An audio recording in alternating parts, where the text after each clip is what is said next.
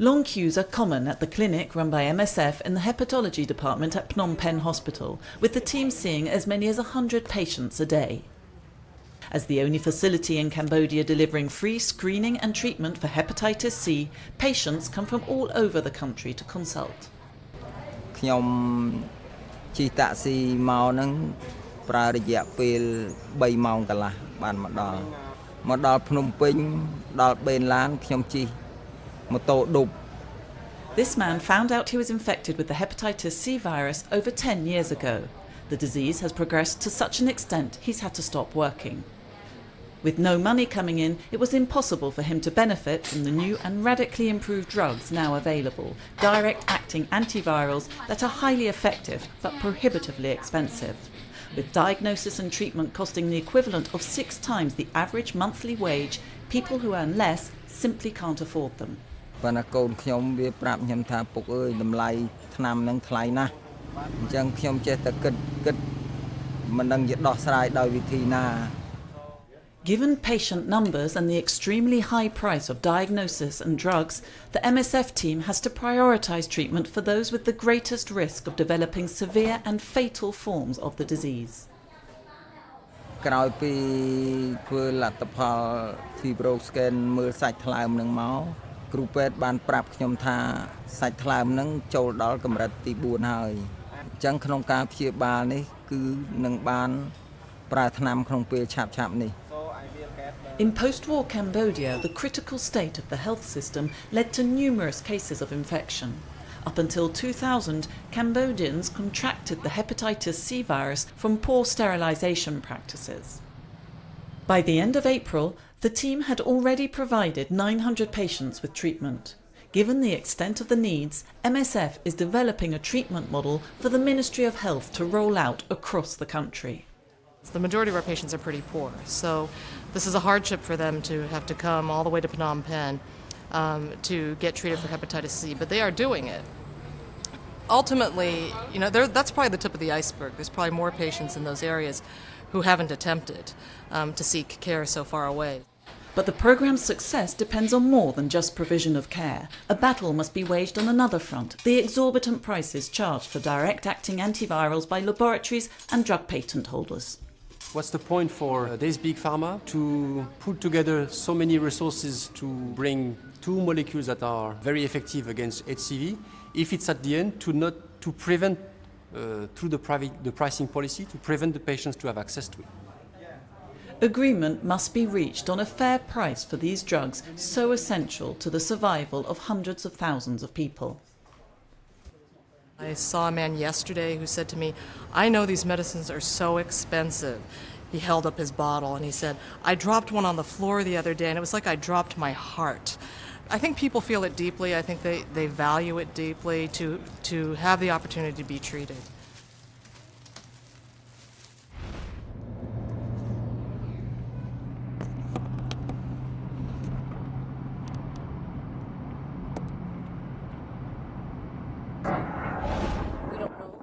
These scenes were filmed in Mosul late March, early April, while the Iraqi forces were carrying out airstrikes.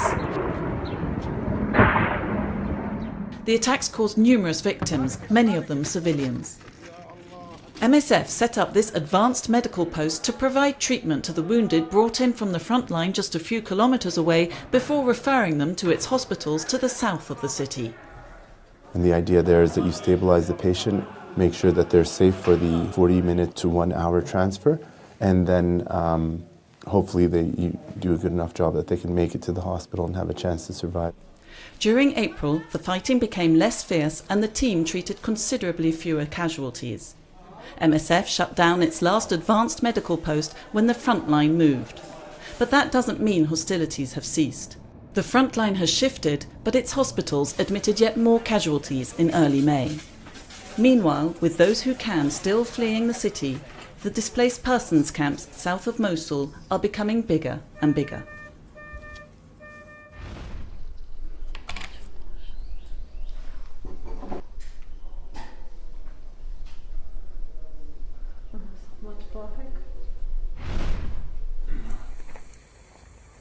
Yuri has come to the health centre in Gukasavan this morning to take his drugs under a nurse's supervision.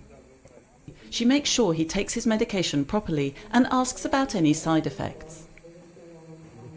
This support is an essential part of treating multi-drug resistant tuberculosis.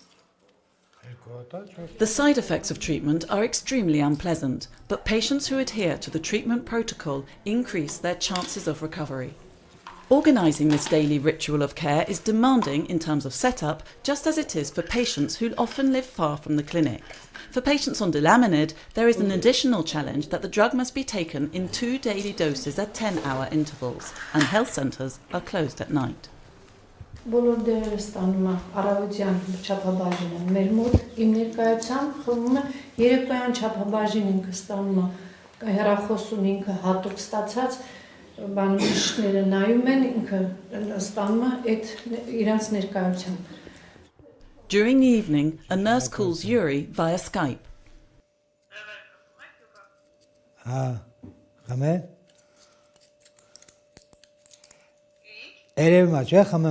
Using video to observe treatment was launched in Armenia a year ago. In 2016, 28 patients used this technique. It reduces at least some of the burden, as much for patients as for health workers. One nurse can do DOT for many patients without coming out from the cabinet. This is comfortable for the patient too, because it does not limit the patient's movements. The patient is not obliged to be in the definite place on the definite time. Using video to observe treatment is one of the strategies MSF has introduced to improve treatment for the most resistant forms of tuberculosis. Helping relieve patients' pain and alleviating the burden of treatment by providing care in the home are just some of the ways of giving patients some hope of recovery.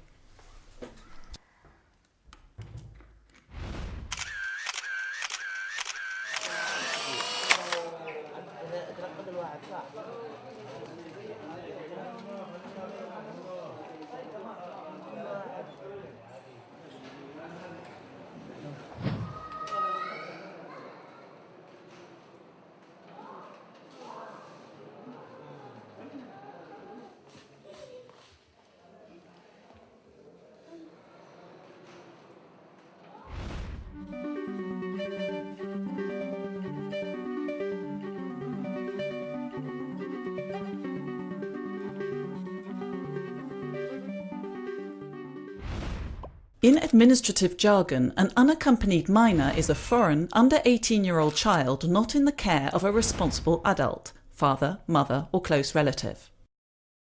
In France, child welfare services have a legal obligation to protect these children. The same regulations apply nationwide, but depending on the region, they receive very different treatment. What does the law say? Upon entering French territory, anyone claiming to be an unaccompanied minor must be provided protection, shelter, and if necessary, medical care. Their unaccompanied minor status must be assessed within 5 and 13 days maximum. During this period also, they are to be provided accommodation and protection. All unaccompanied minors legally recognised as such remain under the care of the state until the legal age of majority.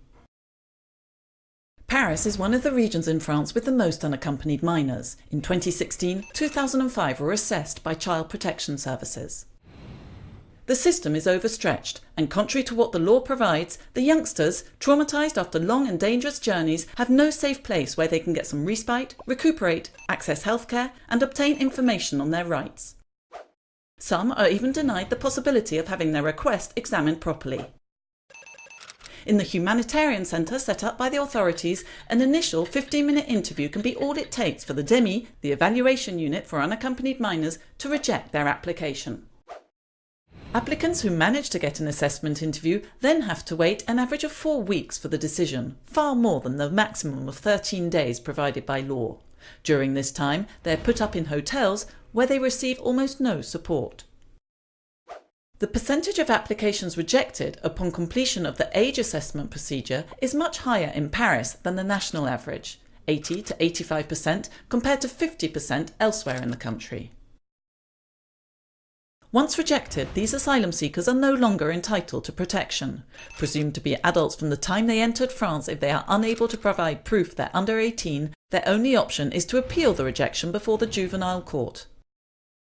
In Paris, the association AGI supports them through this process that can take up to several weeks. Considered neither adults nor children during this time, they are in limbo with no protection. Many sleep rough while waiting for the court's decision. In autumn 2015, Médecins Sans Frontières began assisting refugees, first in the camps in northern France, then in Paris with a mobile health clinic and emergency shelter. A team is also working on setting up a day centre which will be opened to unaccompanied minors who are in transit, who have recently arrived, or who have been rejected by the child protection system. MSF will provide primary and mental health care and help the youngsters integrate state-run health services.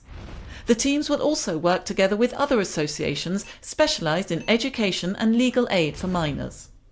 Lastly, MSF plans to provide temporary accommodation to 50 minors awaiting the outcome of their appeals or who are sleeping rough.